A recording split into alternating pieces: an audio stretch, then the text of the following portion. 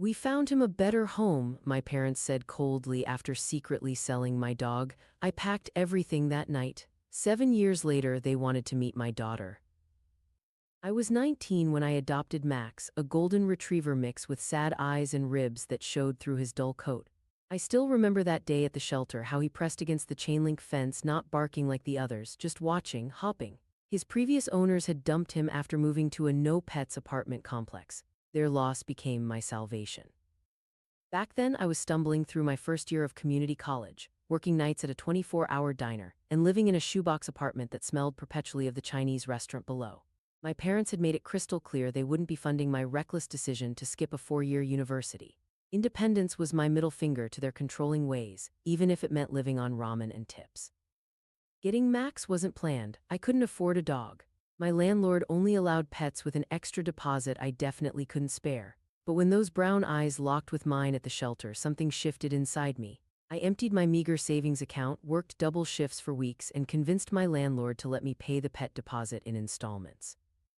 My parents were livid. "A dog? You can barely take care of yourself," my mother had spat over the phone. My father's voice had that familiar, disappointed tone. "This is exactly why we wanted you to live at home," one impulsive decision after another. But Max wasn't impulsive. He was necessary. He was the first thing that felt truly mine. Those first months we grew together. I taught him to sit, stay, shake. He taught me patience, routine, responsibility. When I'd come home exhausted from double shifts, his excitement made the fatigue worth it. On nights when the walls of my apartment seemed to close in, his warm body curled against mine kept the darkness at bay. He slept on my bed, ate whatever I could afford, and never once complained when dinner was late or walks were shortened because of my work schedule. Max gained weight. His coat grew shiny. The shelter dog with fearful eyes transformed into a confident, gentle companion who charmed everyone at the dog park. Even my crusty old landlord would slip him treats when I paid rent. Then Aunt Sarah got sick. Pancreatic cancer, stage 4, Mom's only sister, living 3 states away with no one else to help. Despite our strained relationship, family was family. When Mom called asking if I could fly out to help for 2 weeks while she arranged hospice care, I didn't hesitate. But Max was the complication. My friends lived in dorms. The boarding kennels wanted more per night than I made in 3 hours of waitressing. In desperation, I called my parents. "Just for 2 weeks," I begged. "I've written down all his routines, his food, his medicine for his ear infection. Please, I don't have anyone else to ask." Their reluctance was palpable, but they agreed. Dad picked us up, eyeing Max warily as he settled in the backseat, sensing my anxiety. I kissed his head goodbye, promised I'd be back soon, and boarded a plane with a knot in my stomach that wouldn't go away. Those 2 weeks stretched into 3 as Aunt Sarah's condition worsened. I called daily, asking about Max. The updates grew increasingly vague. "He's fine, eating well, no trouble." The evasiveness made my skin crawl, but what could I do? I was states away, watching my aunt fade while my mother crumbled under the strain.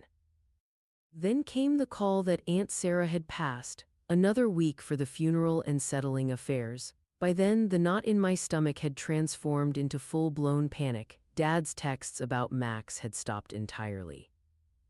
I landed back home with my chest tight with anticipation. All I wanted was to bury my face in Max's fur, to feel his heartbeat against mine while I processed my grief. Dad picked me up at the airport, unusually quiet. No mention of Max, no anecdotes about his antics, nothing.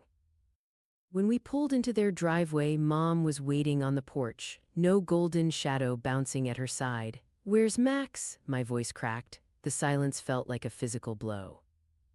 "We found him a better home," Dad finally said, not meeting my eyes. "A family with kids and a yard. He needed more than you could give him." I couldn't process the words, couldn't breathe. "You sold my dog." "Rehomed," Mom corrected, as if the semantics mattered. "He was destructive, chewed furniture, barked constantly. The neighbors complained."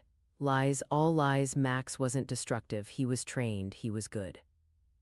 "Where is he?" I demanded, my voice barely recognizable. "Who has him?" "It's done," Dad snapped. "You're too young for this responsibility. We did you a favor." A favor. They called stealing and selling my dog, my family, a favor. I don't remember much of what followed. There was screaming, crying, accusations. I tore through their house looking for any sign of Max, any clue to where he might be. In Dad's home office I found it, a receipt tucked into his desk drawer, $300 and a name, Daniel Mercer, an address in the suburbs. I took it and walked out, ignoring their calls to be reasonable, to understand they'd acted in my best interest. Nothing they said mattered anymore. They weren't parents, they were thieves. The Mercers lived in one of those cookie-cutter developments with perfect lawns and matching mailboxes. A neighborhood I could never afford. I knocked, heart pounding, rehearsing what to say, what to do if they refused. A woman answered, puzzled at first, then horrified as I explained who I was, why I was there. Her husband joined her, equally uncomfortable as the story unfolded. "We had no idea," he said quietly. "Your parents said they were moving to a condo that didn't allow pets. They never mentioned." "Can I see him?" My voice broke. "Please, I just need to see him." They exchanged looks, then nodded. Mrs. Mercer called softly, "Apollo, come here, boy." Apollo. They'd even changed his name. But when he bounded around the corner, nothing else mattered. Max, my Max, stopped dead in his tracks. For one terrible moment, I feared he wouldn't recognize me. Then his entire body began to quiver, a whine building in his throat before erupting into joyful barking as he launched himself at me. I collapsed to my knees, burying my face in his fur as he frantically licked my face, his entire body wiggling with happiness. He remembered. He knew me. To their credit, the Mercers were decent people. When Mrs. Mercer's eyes filled with tears watching our reunion, I knew they'd grown to love him too. Their kids would be devastated. They'd paid honest money. But they also had humanity my parents lacked. They understood that some bonds can't be broken by convenience or cash. "Take him," Mr. Mercer said finally. "He's yours, always was." I tried to return their money. They refused. Instead, they helped me load Max's new bed and toys into my beat-up Honda, extracting only a promise that their kids could visit him sometimes. I agreed through tears of gratitude. That night, I packed everything I owned from my parents' house while Max watched, never letting me out of his sight. My father tried reasoning, then yelling, then bargaining. My mother cried, accused me of being ungrateful, dramatic, selfish. "You had no right," I told them, voice steady despite the storm inside me. "He wasn't yours to give away." I didn't go back to my apartment, couldn't risk them knowing where to find us. Instead, I couch-surfed with friends until I found a pet-friendly room to rent across town. I worked doubles, triples, picked up odd jobs on my days off. Max ate before I did, always. Some nights, dinner was whatever the diner would let me take home at the end of my shift, or nothing at all, but we were together. The financial struggle was brutal. Pet deposits, vet bills for Max's ear infection that had worsened while I was gone, juggling work and classes. But every hardship was worth it when I'd wake to find him curled against me, his warmth a shield against the world. My parents tried reaching out. Calls, texts, cards with checks I tore up without cashing. Their apologies rang hollow, always circling back to how they'd been trying to help, how I was too young, too impulsive, too emotional. Never acknowledging the fundamental violation of trust, the casual cruelty of taking away the one being who loved me unconditionally. I blocked their numbers, changed my email, moved again when I could afford it. Life went on. Years passed. I graduated, found a job at a marketing firm, met Ryan at a dog park when Max, graying around the muzzle but still playful, decided Ryan's husky Luna was his new best friend. Ryan understood about Max, about the invisible tether between us. He'd rescued Luna from a neglectful situation. He got it. When we moved in together, Max claimed his spot on our bed without hesitation. When we married 2 years later, he wore a bow tie and carried our rings down the aisle. And when our daughter Lily was born, he appointed himself her guardian, sleeping beside her crib, gently nudging us awake when she cried before we even heard the monitor. I hadn't spoken to my parents in almost 7 years when the Facebook message arrived. Mom had found me through a mutual friend, discovered she had a granddaughter she'd never met. The message oozed with manipulative nostalgia, how much they missed me, how they'd changed, how families should stick together. Not one word about Max. Ryan found me staring at the screen, hands shaking. "You don't owe them anything," he said quietly, "but whatever you decide, I'm with you." Lily was 8 months old. Max was 10, slowing down, his muzzle fully silver. The past felt simultaneously distant and raw, like a wound scabbed over but still tender to the touch. I agreed to meet them once in a public place without Lily. Ryan came with me, a silent support as we waited at the coffee shop. Max stayed home, blissfully unaware that the people who had discarded him were about to re-enter our orbit. They looked older. Dad's hair had thinned, Mom's had grayed. They hugged me awkwardly, tried to hug Ryan, who stepped back with a polite nod instead. We ordered coffee, made small talk about the weather, my job, their retirement plans, danced around the 7-year gap like it was a minor scheduling conflict rather than a deliberate excision. Then Mom pulled out her phone, showing pictures of her friends' grandchildren. "We've missed so much of Lily's life already," she sighed, voice thick with manufactured emotion. "When can we meet her?" "That depends," I said evenly, "on whether you can acknowledge what you did." Dad shifted uncomfortably. "That was so long ago, we made a mistake, we're sorry, can't we move forward?"